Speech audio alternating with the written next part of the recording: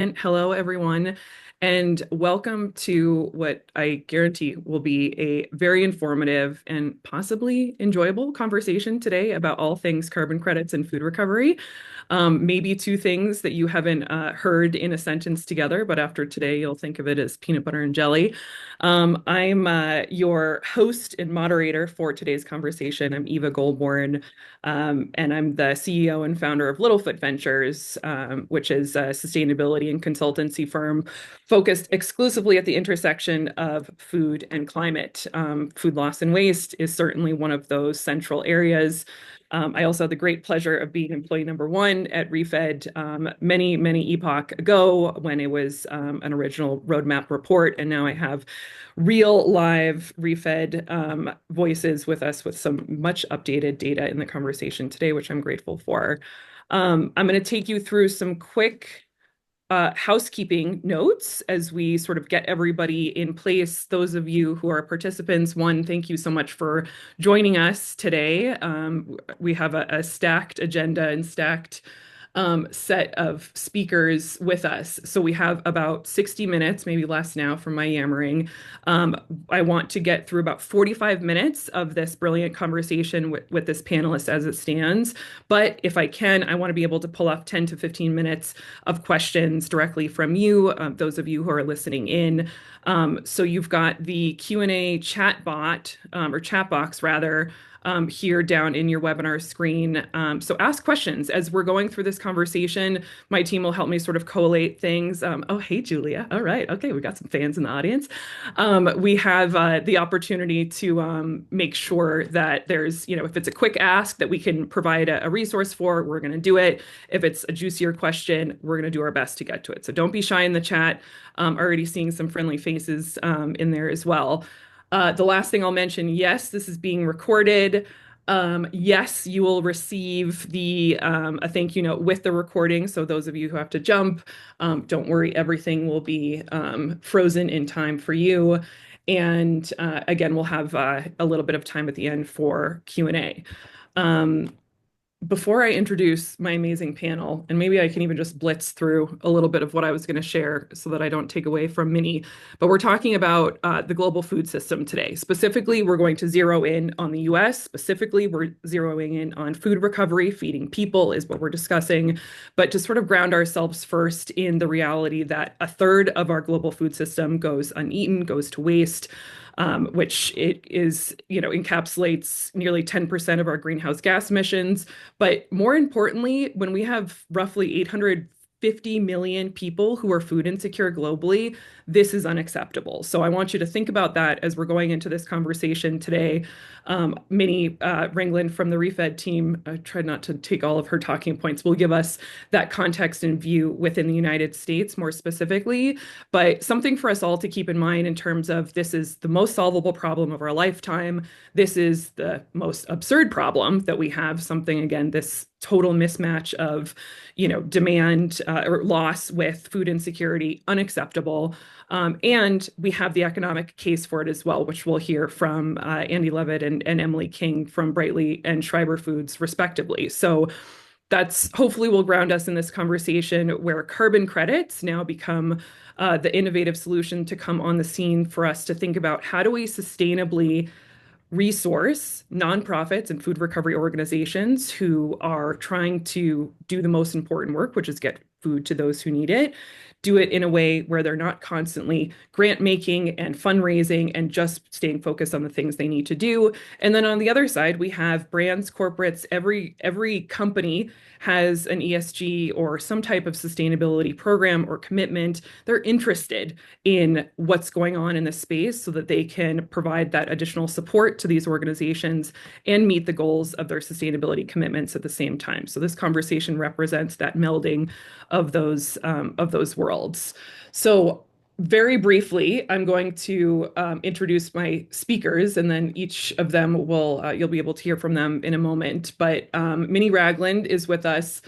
She's the manager of climate and insights for ReFed. So she's going to give us a brief overview and presentation in a moment. We have Emily King, as I mentioned, from Schreiber Foods. She very cleverly introduced herself the other day as the food company you don't know that you know, meaning it's a very large global supplier of dairy products to companies like you may know McDonald's.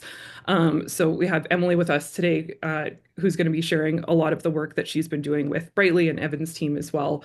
And then we have Evan from Sharing Excess. We have our food recovery organization, one of the largest, most sophisticated ones in the United States, though I know I'm not supposed to pick favorites. And then Andy Levitt, CEO and founder of Brightly, which is one of the unique and innovative funding models that we've discussed, offering minting and offering carbon credits through food recovery organizations' operations and allowing corporates to be able to purchase those again as sort of that melded opportunity. Um, so, Minnie, I'm going to pull up your slide and allow you to just jump into it from here to help us understand what's the problem in the United States with this? What's this deal between food waste, uneaten food? What's actually the opportunity here as we're thinking about this problem? Yeah, thanks, Eva. And thank you all for having me here today. You provided some key kind of grounding global data points for us as context, and I'll dive into that a little bit more now, but I think they completely bear repeating as we set the stage for understanding the problem of food waste in the US and globally. So, in the US and globally, about a third of all food produced ends up unsold or uneaten. And we like to say that's essentially like going grocery shopping, purchasing 3 bags worth of food, and then just tossing one entire bag in the trash can on your way out of the store, which is almost inconceivable when you put it in those terms. And the value of this food reached $382 billion in 2023, which is roughly equivalent to 1.4% of total US GDP for that year. And if you can go to the next slide, Eva. If we look at just food producers and businesses, they're generating 39 million tons of surplus food annually, equating to $120 billion in lost revenue. And while a significant portion of surplus food is perfectly edible and in a state to be rescued, just 2% of the nearly 74 million tons of surplus food generated across the country was able to be donated, according to ReFed data. And sorry, if we can jump back to the first slide. This is while 47 million Americans live with food insecurity, and that's a number that's only increasing as food prices rise and public support programs lose funding. So this is a really tragic imbalance or system inefficiency on its face. And then the problem becomes even more dire as we dig into the other impacts. So, Eva, as you mentioned, the food system is responsible for a huge portion of global greenhouse gas emissions. And this is because if you imagine an apple or a hamburger moving along the supply chain from farm to fork, it's responsible for emissions along every step of that chain. So the apple has to be grown or the cow needs to be raised with significant water and land use demands for grazing or growing feed. And then if we go back to the apple as the representative food item, it might be stored in a refrigerated warehouse for months, and then it gets shipped to a retailer or food service operator, and then it might get turned into applesauce or an apple pie, something like that. And all those activities along the way generate carbon dioxide or other greenhouse gas emissions. And then if the food doesn't get eaten at the end of that chain, or if for some reason along the way it can't be harvested or processed or sold, then whatever activities are required to manage this waste material can also generate emissions. And so the worst place for food to end up is in a landfill, and to some extent in a sewer system, because this creates that anaerobic environment where microbes that produce methane gas are doing the work to break down that food. And I'm sure many of you know this, but methane is an extremely potent greenhouse gas. It's about 80 times more powerful than carbon dioxide on a 20-year time frame. But it only persists in the atmosphere for about 12 years. And that's why there's so much emphasis lately on landfill diversion, keeping food and other organic material out of these environments. Because methane that we can avoid emitting today is that much less warming pressure experienced by the world in 2040, for example. So we've really adopted Project Drawdown's terminology of calling methane an emergency brake that we can pull in addressing climate change. So that was a lot. Zooming back out to look at some of the key statistics that I have here on the slide. all of the emissions attributable to surplus food in the US in 2023 represent about 4% of the country's annual emissions. And the share of emissions from food waste in other countries tends to be relatively higher. But even that 4% is equivalent to driving 54 million cars, or nearly 20% of all registered vehicles in the country. It also requires 16.2 trillion gallons of water to grow this surplus food, and that's enough for every person in the country to shower 7 times a day for a year, which is crazy. If you grew all of this surplus food on one giant farm, that farm would be the size of California and New York State combined. And to really hit home the importance of keeping food out of landfills, the EPA estimates that nearly a quarter of all material entering landfills currently by weight is food scraps. So because of all these impacts, and because we need to become more efficient with what we produce, the UN predicts that we'll need to increase global food supply by 50% in order to feed the global population in 2050. And meanwhile, research is warning us, and real life is bearing out that the effects of climate change are reducing agricultural productivity. So a global sustainable development goal and a national goal created by the EPA, USDA, and FDA in 2016 set a target of cutting food loss and waste in half by 2030. So since then, we've seen a lot of progress in innovation. Public awareness is growing, with nearly 180,000 media articles published on the topic of food waste last year. Research in the area is also growing. There were over 5,000 academic papers published last year with food waste in the abstract. 20 of the top 65 food companies have set specific and time-bound food waste reduction targets, and 12 states and DC have passed bans or restrictions on food waste going to landfill. And on the funding side, over $900 million of private and federal funding flowed to food waste solutions in 2024. So now, if we go to the third slide, Eva. Yes. Thank you. So all of this, this is just a tiny sliver. That $900 million of funding is just a small fraction of the 4% of global climate financing that's going to the food system overall. And it pales in comparison with the nearly $16 billion annual investment that we at ReFed believe is needed to fund full implementation of a comprehensive suite of solutions. And we estimate that about $1.5 billion should be allocated towards food rescue solutions.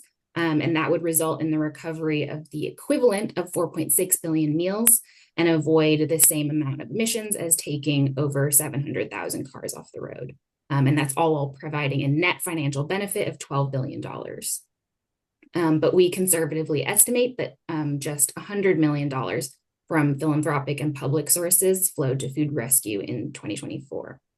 So I know I don't need to convince anyone on this call that there is a clear need for greater funding of food recovery efforts, but hopefully this helps set the stage for the rest of the conversation by providing a little more detail around those gaps.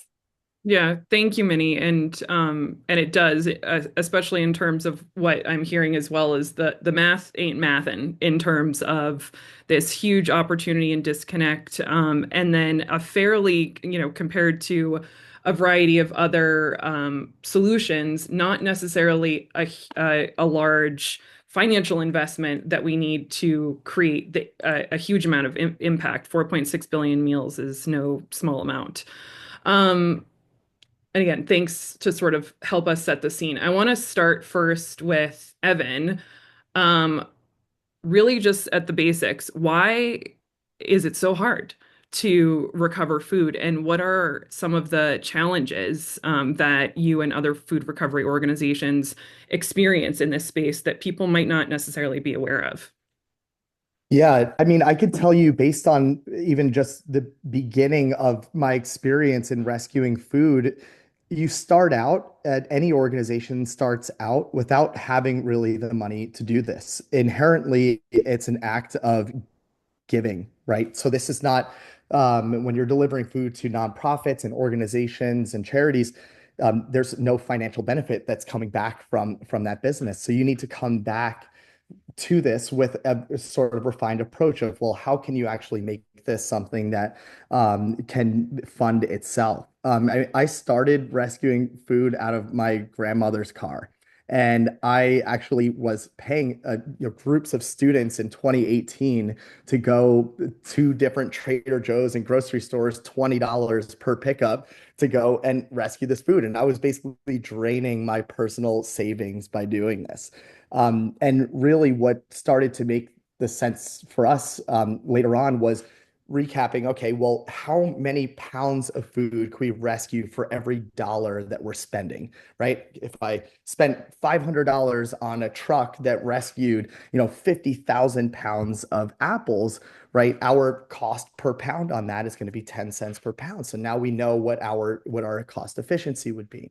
That equation has helped us to really turn this into a viable option to fund from a philanthropic perspective. So grants, foundations, philanthropists that are looking to make the greatest impact in terms of the number of meals or pounds of food that they're able to rescue by supporting an organization like us, we need to set that up and set up the equation where it makes it sort of conceivable what the ROI would be, either from a humanitarian standpoint of providing food for people, or from an environmental perspective, how many greenhouse gases we're able to divert by rescuing this food. So it is inherently difficult because there's not a lot of money in it. And it's also logistically complicated to find all of the different places that food is going to waste. Oftentimes, it's happening beneath our own noses. We don't know what's happening, right? So, for example, in August of this past year, we got a wild call.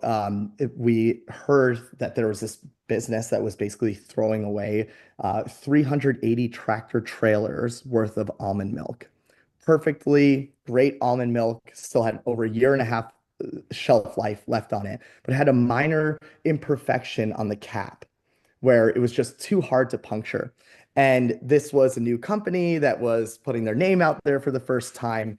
And now they were willing to throw it all away and actually pay the money to dispose of it.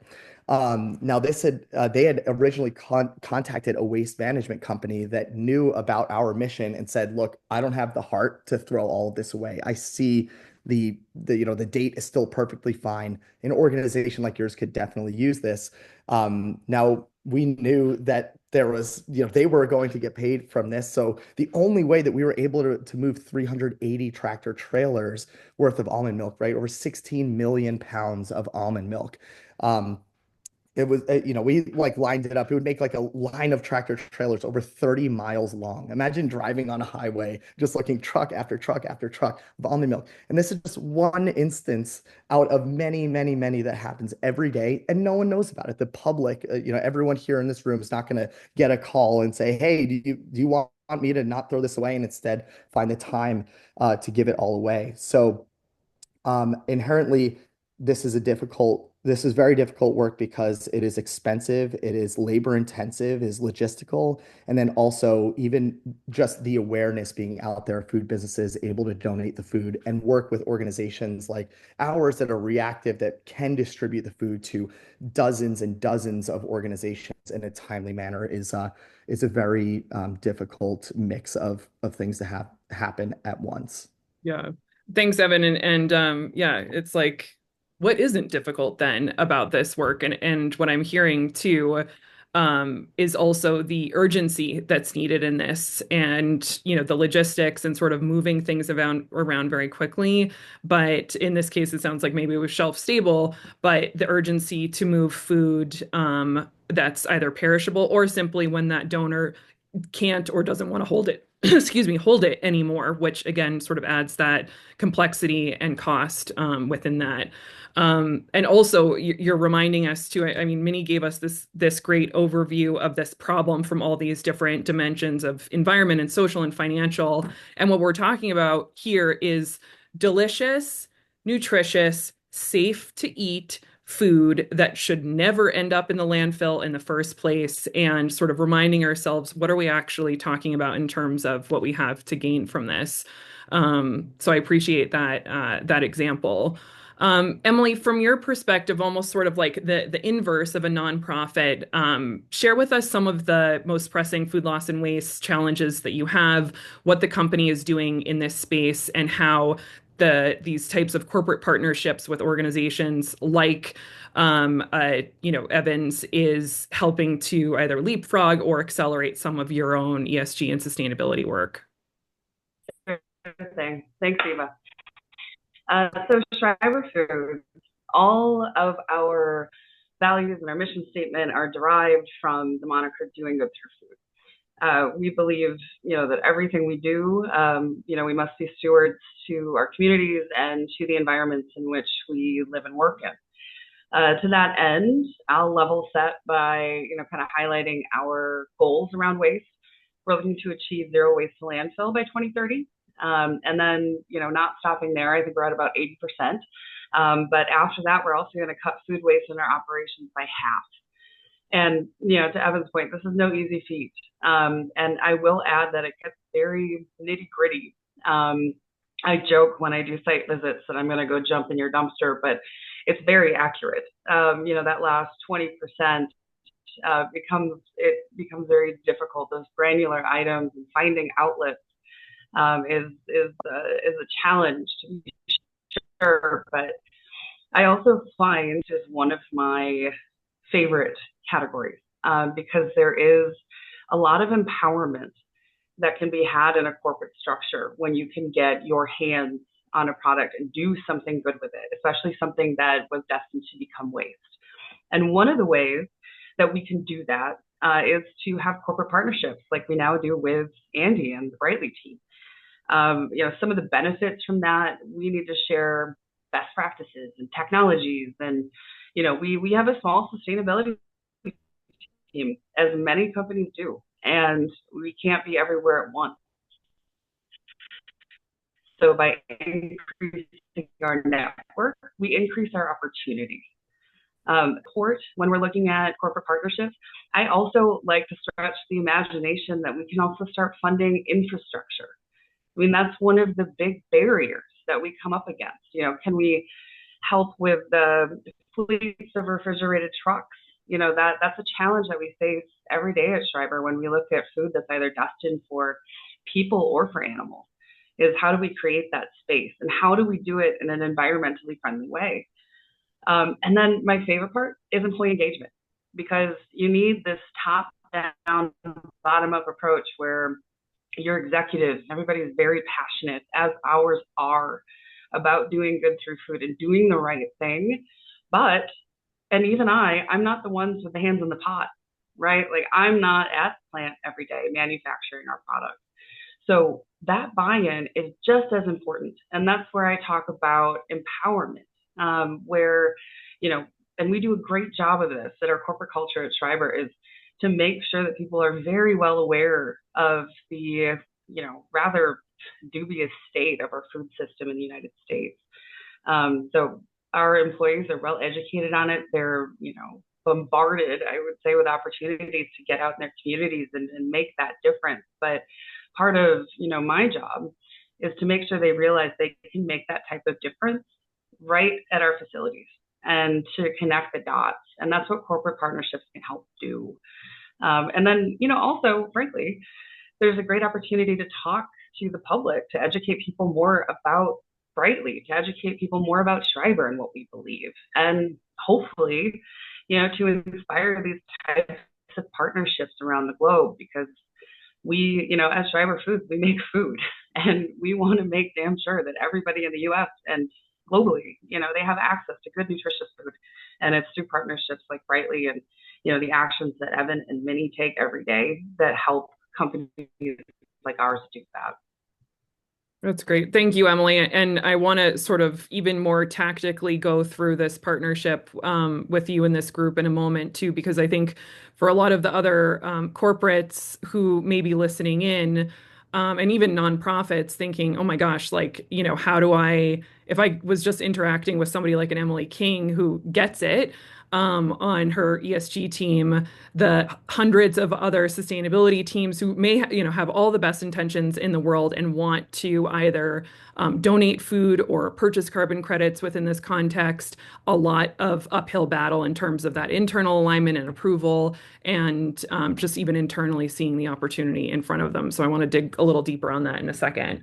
Before that, though, Andy, I want to hear from you and maybe Evan again as well to help us understand a little bit more about how does this carbon finance work, and how does it relate to being this funding mechanism for food recovery? So even helping us understand what is Brightly in this space, because I think that gives us that good example of the connections here. Sure. Thanks, Eva. It's such an honor to be on this panel and to be connected to Evan at the food rescue side of things, with Emily on the corporate side, and with Minnie from the refed data side. It's really the perfect intersection for where Brightly plays. So for those of you who don't know, Brightly is an organization. We're about 2 years old, and we work specifically with nonprofit food rescue organizations like Evan's organization, Sharing Excess, and many, many others around the country to help quantify the methane emissions that they help avoid by diverting food away from a landfill, which tends to be the easy place for organizations, whether it's at the farm level, at the manufacturing level, or at the retail level, to discard food like the almond milk that Evan described, that could more easily go in the trash. And as we know, when that food ends up in a landfill, it's going to decompose and release methane gas, which is highly toxic and a near-term warming agent that we should address. So that's the role that we play. And as we look to quantify the methane that organizations like Evans avoids by keeping that food out of a landfill, we can quantify that and turn that into a high integrity carbon credit. And then we would sell those carbon credits to corporations like Schreiber and others who are forward thinking, who can acknowledge the value of a carbon credit to offset some of their own emissions. And then we return the majority of that revenue back to the food rescue organizations to sustain their operations, recover more food, feed more people, and keep more methane gas out of the atmosphere. So the goal there is to create sort of a win-win.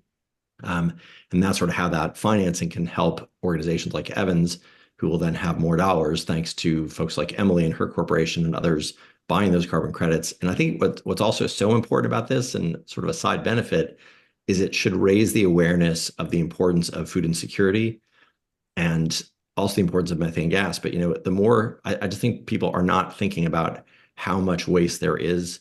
Number one, number two, how waste contributes to global warming. And that there's, I think, a big disconnect and an opportunity for us to take so many of those articles that Minnie referenced that are being published every year, for people to start making that connection between throwing away food is bad from a humanitarian level and bad from an environmental level. Thanks, Andy. And yeah, that I think helps sort of reemphasize and take home some of what we've heard from Minnie and Evan on that front as well.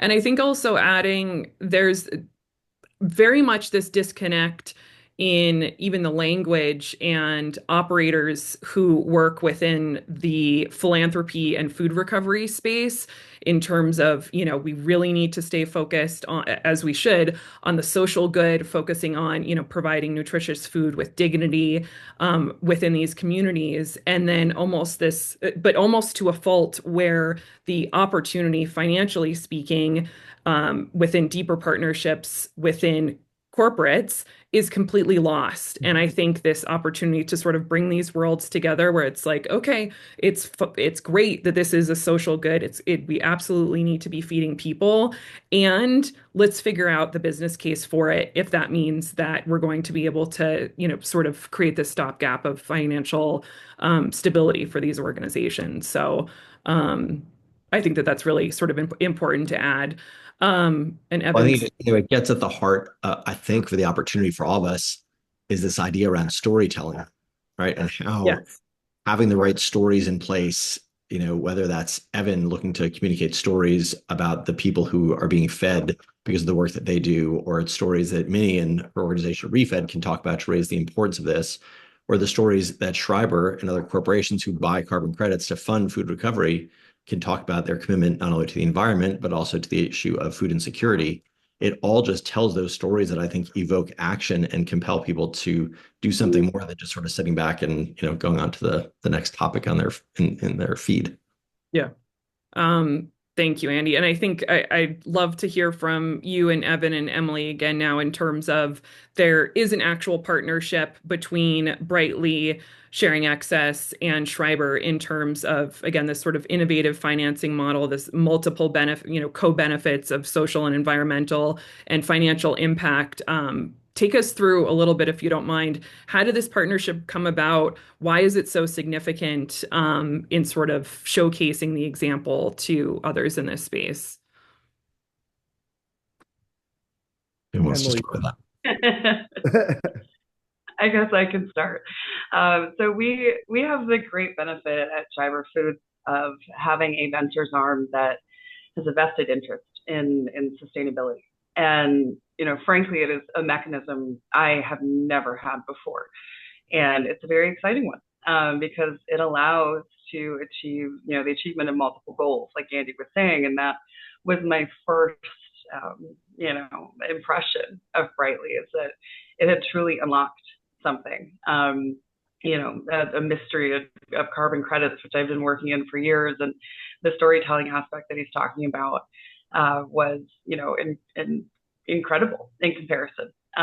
So, when it comes to a sustainability related investment, I act as in this case, an advocate, but just as an assessor of these potential investments, and met with Andy. And as soon as I knew they were high integrity carbon credits, it was about the fastest yes I've ever given. But one of the big reasons that there was a lot of alignment is that, and I think Andy and I have been taken aback sometimes at how well Brightly fits into, the model and the ethos of Schreiber Foods. So that's how it came to be from my side in a simple way.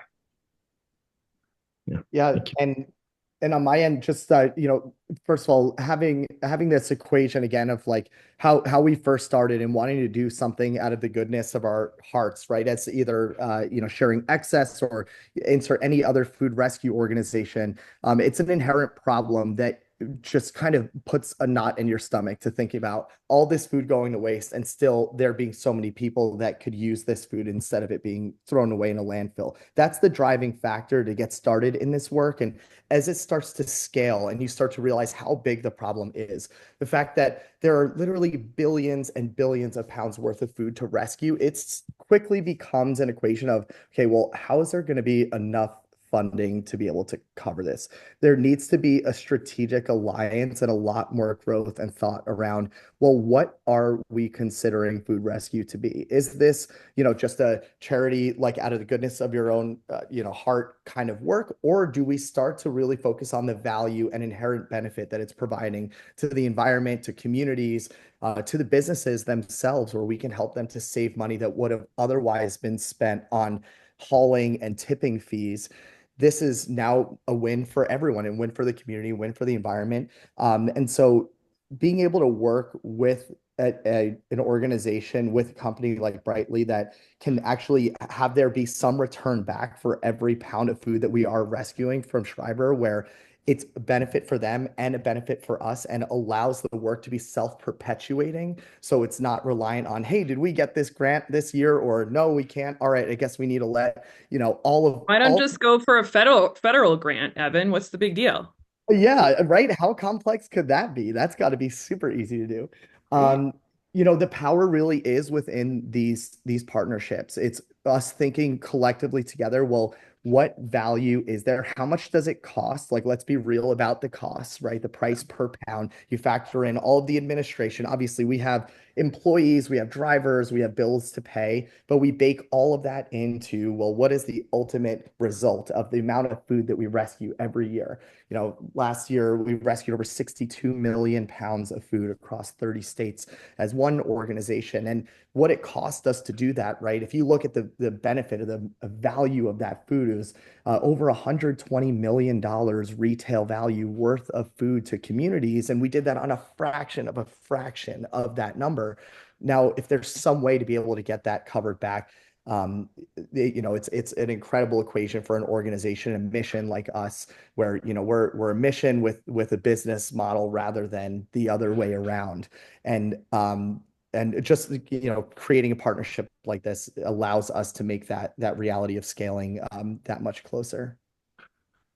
Thanks, Evan. And I actually maybe even want to call out a question from the audience to sort of build and maybe even clarify again, this mechanism across these three organizations is really helpful for everybody to sort of fully understand the details. The question shares, have you actually found that Brightly credits are providing sustainable funding? I believe the potential revenue per pound is tiny. Maybe for you and Andy to help us understand that, this actually isn't a one size fits all solution for every food recovery organization. It's not, there's sort of some certain considerations within this. How are you looking at that in terms of making sure that it's also worth the effort from the food recovery organization side to partner this way? Yeah. I Yeah. could start on that. I mean, first and foremost, the effort is happening regardless, right? Regardless of whether or not there's a Brightly or there's carbon credits, we're going to be out there rescuing food, knowing that it makes a difference on carbon and methane emissions. The fact that we're able to get anything back helps us, right? Anything to support our work that values it in some way, shape, or form is super helpful. So I think, just to be like a personal advocate here for the work that groups like Brightly are doing to try to help make this more sustainable for both the food businesses and the food rescue organizations is that this is a start, right? This is a proof of concept. This is a model for us to be able to scale in the same way that, we said, well, sharing excess is starting at this, small level. You're not even rescuing, fraction of a percent of the food that's going to waste, even in Philadelphia, in the first city that we began. I think if we didn't see that, if we saw that as the end instead of the beginning of something, we would have never gotten to where we are today. So I think just to be very clear, the carbon credits do not cover our entire costs, and the fact that they are able to help us even move truckloads of food out of the many that we have is very helpful for us. Thanks, Evan. Andy, anything you want to share there? I mean, Evan, that's so generous of you to say all that in that way. And I think it's exactly the right way to look at it. I think there's a lot in the sustainability space that's under fire right now, and a lot of, perfect's the enemy of the good versus a place to start. And I think we're an example of that, as you've very nicely highlighted. To be clear, Brightly is in the process of creating our credits. So there has been no revenue that has been able to transact as a result, right? So the process as a project developer, which is what Brightly is in this model, is a laborious one. It's a lengthy one. It's really complicated and it's not easy. And so that's part of our job, is to work through that in partnerships with an auditor and with Vera, who's the registry, whose methodology we're following to create high integrity carbon credits from avoided food loss and waste. Whether or not, it's not appropriate to get into details of how much any organization might recognize from this, but I think one thing that is worth calling out is the difference of food types, which ties back to sort of our, I would humbly say, very sophisticated technology platform that evaluates all the food waste data that organizations like Sharing Excess and others all have. And we connect that data to EPA and USDA databases to determine the dry matter content of every single piece of food that gets recovered. And so there's going to be differences between, say, 1 million pounds of celery and 1 million pounds of rice, right? Or grains or meat. So there's variability to that. So it's not really fair to talk about how much any particular pound of food is valued.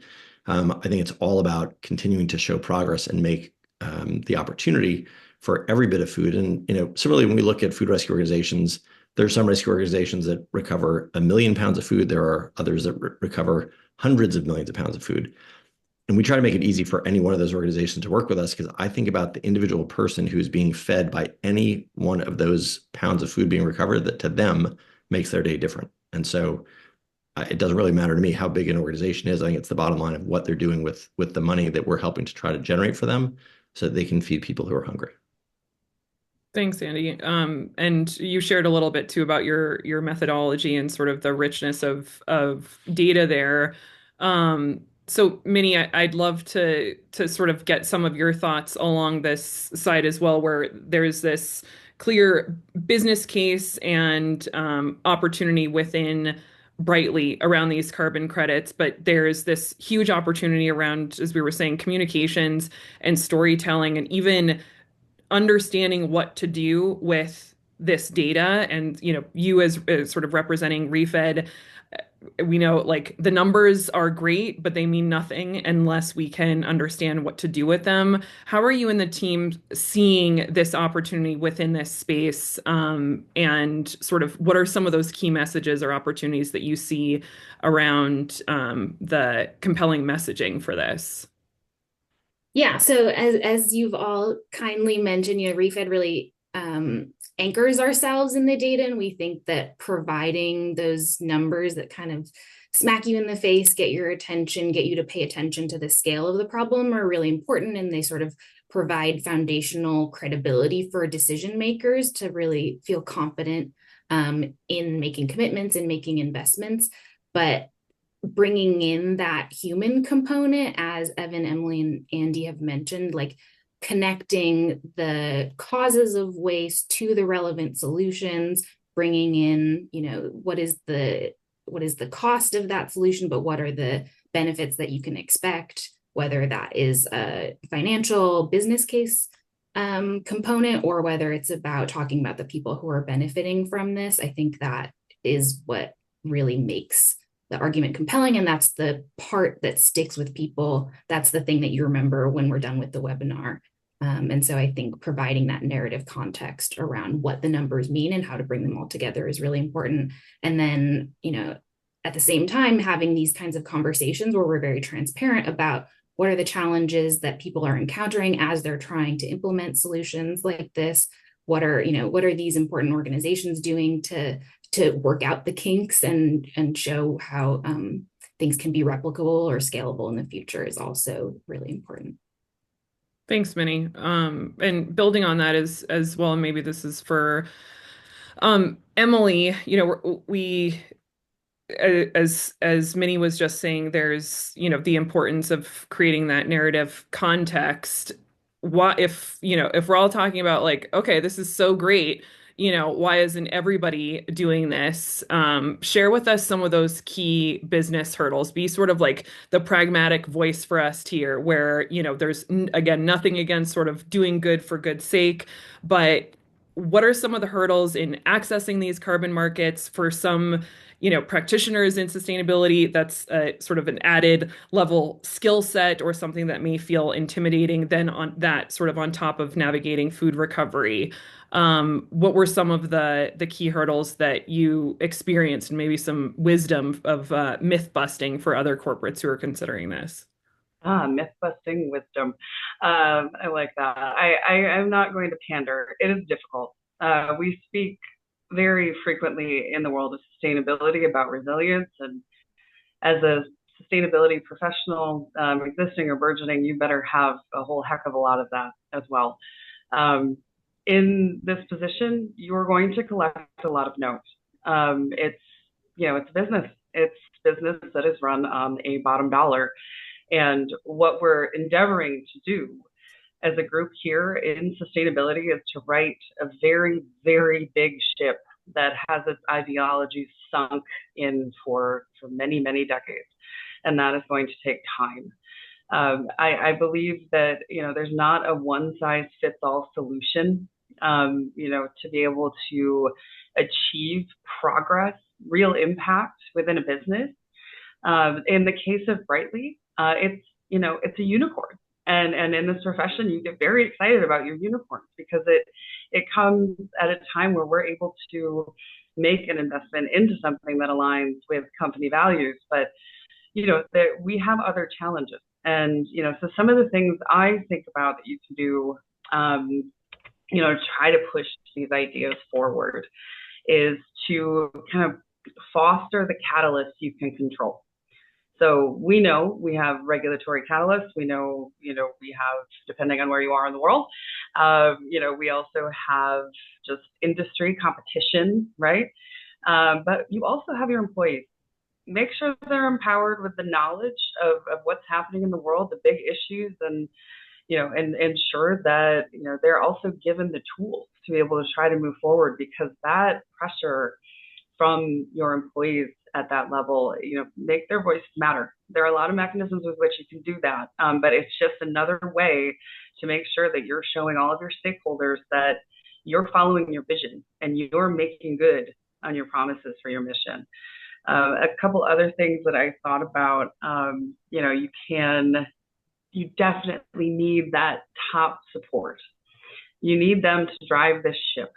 And so your job kind of becomes one of an educator. And you don't just educate, the C-suite. You educate people in finance, in procurement, in operations, in marketing.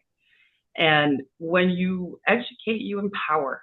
And as long as we're all holding to, this common goal, which I would say is one of the biggest unlockers, is that make sure your company has public-facing goals, because then you have the opportunity to say that this is contributing to that goal. Because, as much as sometimes I think Evan mentioned, sustainability, and not just in waste, doesn't necessarily make financial sense. We're dealing with long ROIs. We're kind of trying to shift our financial perspective on how to make this work, and really playing around with kind of new ideas of KPIs that operations, up until 10, 15 years ago, they weren't seeing.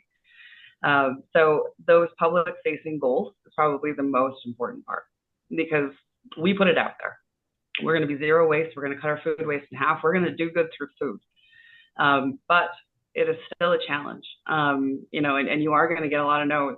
So I would say get your governance structure set up, make sure that you know who your biggest champions are from every level of the business. And then my last piece of advice, I suppose, is you got to know when to walk away sometimes.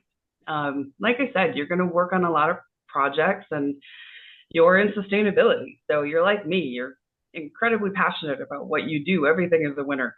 But sometimes you just need to give yourself space to learn from that experience, understand more, not only financially, but almost psychologically about how you're storytelling from an internal business perspective.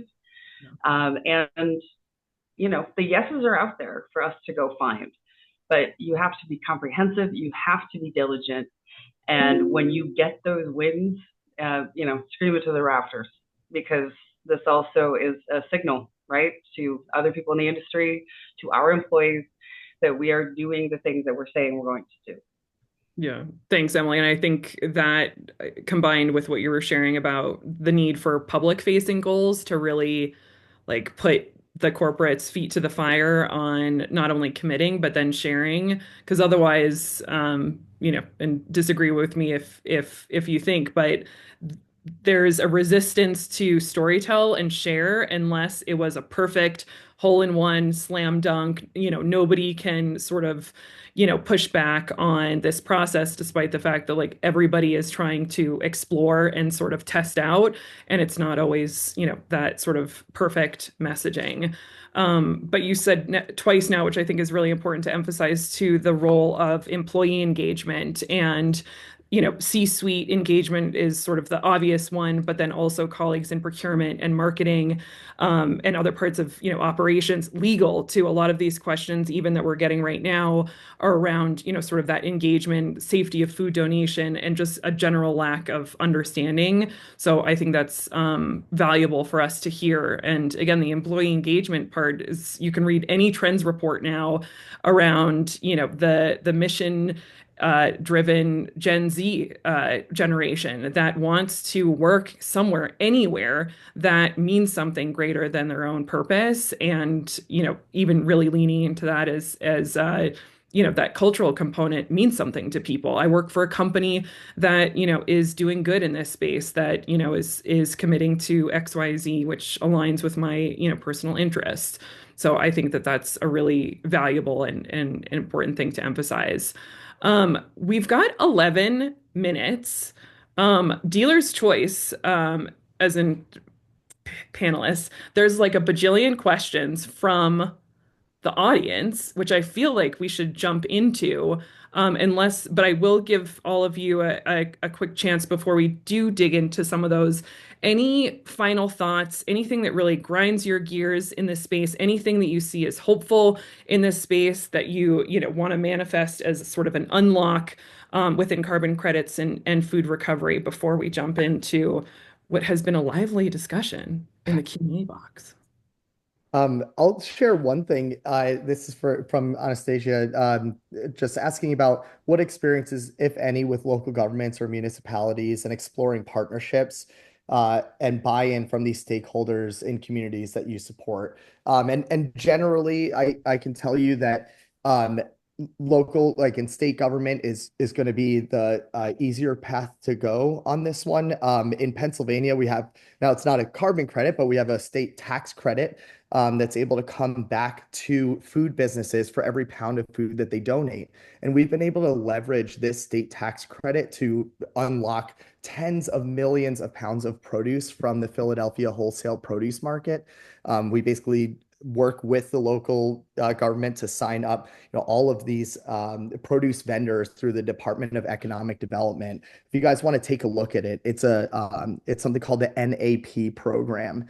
And it's in Pennsylvania, and it's something that we're really trying to push in as many states as possible, where the food business gets 55% of the value back of every dollar worth of food that they donate to an organization like Sharing Excess. Now, we don't see any of that money. Again, classic scenario for us food rescue organizations. But what it does is it opens the door to create now a partnership with that food business to say, hey, if you're getting, $1 million in state tax credits by partnering with Sharing Excess and donating millions of pounds of food, is there some amount that you were able to contribute back to the logistics and the transportation of our partnership so that we can make it more sustainable?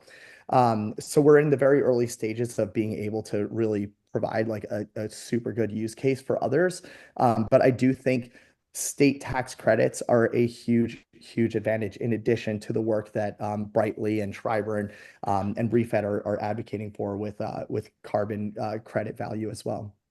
That's a great example, Evan. And Minnie, do you have it? We've got like the PATH Act and some additional tax incentives at the state level. Are you seeing an uptick in some of those additional tax enhancements, or do you have anything to share what you and your team are seeing in terms of those additional financial cases for food donation? Yeah, I guess I don't think I have a ton to add in terms of the policy, the sort of tax incentive side of it, but I think there's a lot in terms of organic policy where we're starting to see more and more stipulations around food rescue being included in things like organic waste bans. So you're sort of tackling the rescue and the recycling strategies in the same pieces of legislation, which is really exciting to see. Yeah, that's encouraging. And I imagine too, that's not only, again, sort of do good for good's sake in terms of if we're going to push this organics bill, let's make sure that it's food that really, because landfills don't have infinite space, it actually costs quite a bit of money to manage them, making sure that we're feeding our communities and sort of creating that pairing between the food rescue opportunities and organics bans. As a food waste nerd, I'm very pleased to hear that that sort of coming around full circle. Question maybe for Andy, because I think this is helpful for people to understand a little bit more around who owns the credit. There's several different models of carbon credits in this space, and even some pushback possibly from food companies that sort of own the food, therefore they own the credit, and how you're navigating that. And even just if you could clarify that for people as well. Yeah, sure. It's a great question. Probably not a super easy way to answer it, but the way we think about it and the advice that came down on high from a pretty prestigious law firm that is deep in the space talked about the fact that it's the food rescue organizations who are the ones doing the act of diversion, and that's sort of the critical part of the equation. So in as much as a manufacturer or a grocer may have that food, the benefit they have when they're donating food is they're getting a percentage of the value, percentage of the fair market value of those products as a tax credit offsetting their taxes. Whereas and those are for-profit entities, so that's built into their overarching model. Whereas the nonprofit food rescue organization who is doing that act of diversion and generally bearing the cost of the truck and the labor to move that food from that location away from a landfill to people within their network or pantries associated with them, because they do that active diversion, they are essentially the owners of the emissions reductions that come from keeping that food out of landfill. So there may be people that disagree with that, but that's our current thinking about it. Yeah, thanks, Andy. And I think that is a valuable sort of clarifier for it. These carbon credits and this model is so new. It's helpful to understand how they differ and how they're similar. I'll just say even that, Yeah. those same organizations who do the donation, like it's a super generous act that they are taking to make that donation, even if they do get some tax benefit out of it, they also can talk about it from a sort of a, in speaking it to their sustainability report that they helped insert food rescue organization, where they helped avoid 10 million tons of CO2 going to the atmosphere, whatever the numbers are going to be. So they can still make some sort of claim to the participation of that, but it's not going to be a reduction against their emissions goals. Yeah. Thank you. Again, I think that's super helpful. There was a quick question, Emily, that I think you can answer, was just by way of public commitments, if there is a food donation commitment that Schreiber has, if we haven't already heard that yet. No, it was a good question. I did place the answer in the chat, and anybody interested in seeing more about Schreiber's ESG efforts, you can click on the link.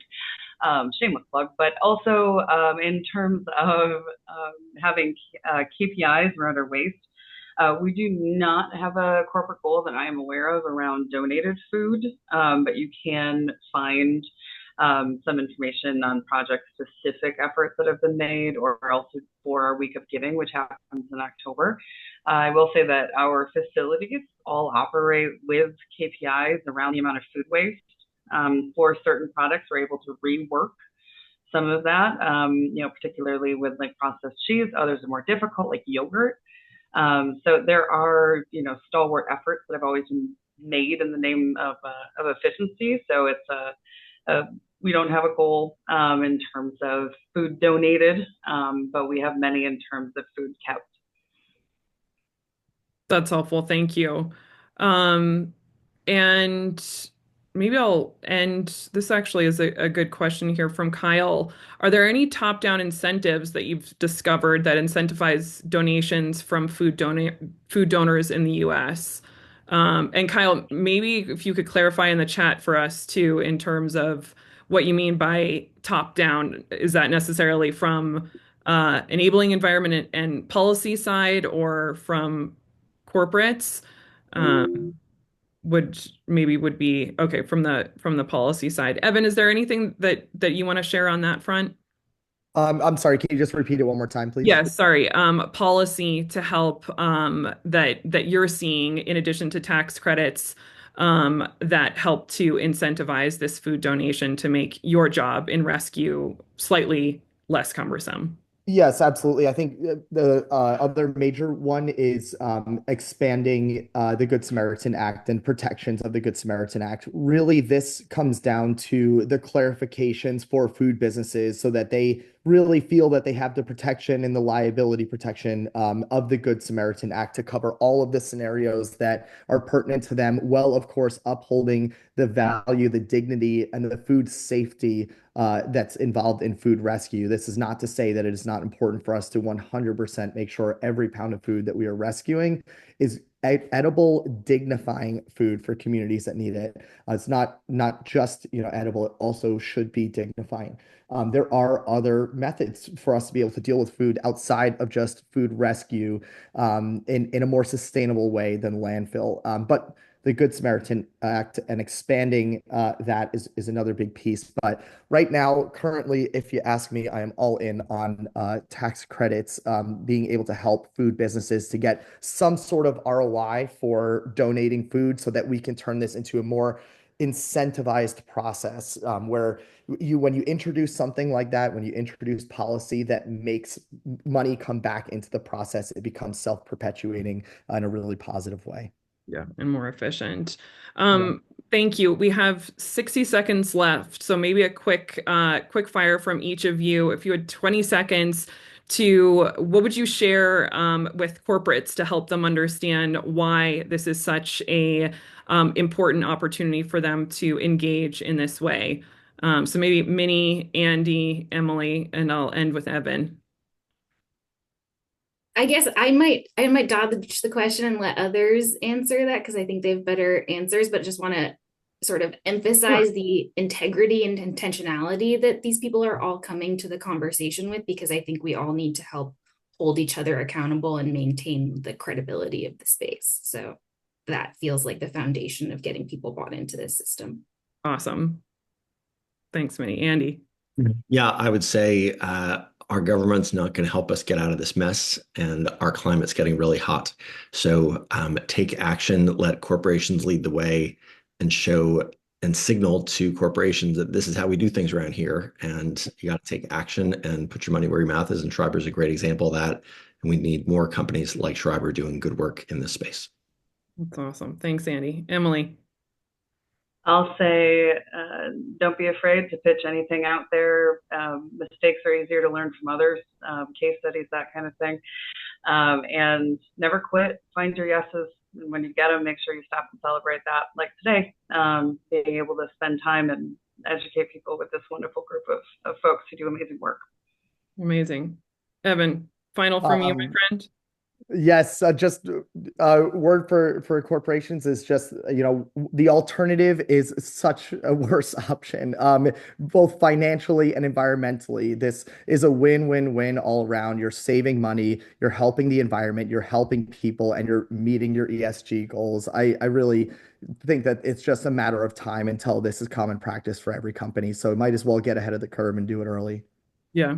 Thank you. And thank you so much to my amazing panelists here for this conversation, to those of you who have been able to listen in with such unbelievably astute and thoughtful questions, too. I think our team maybe can commit to trying to cull some resources together based on a lot of the questions that people had to continue the conversation. And I hope that, if anything, helps you sort of see the different connections between food recovery, carbon credits, all of these ESG and sustainability strategies to make them a little bit more concrete and a little more actionable for all of us. So thank you, team, for a wonderful conversation, which hopefully inspires all of us in the food loss and waste space.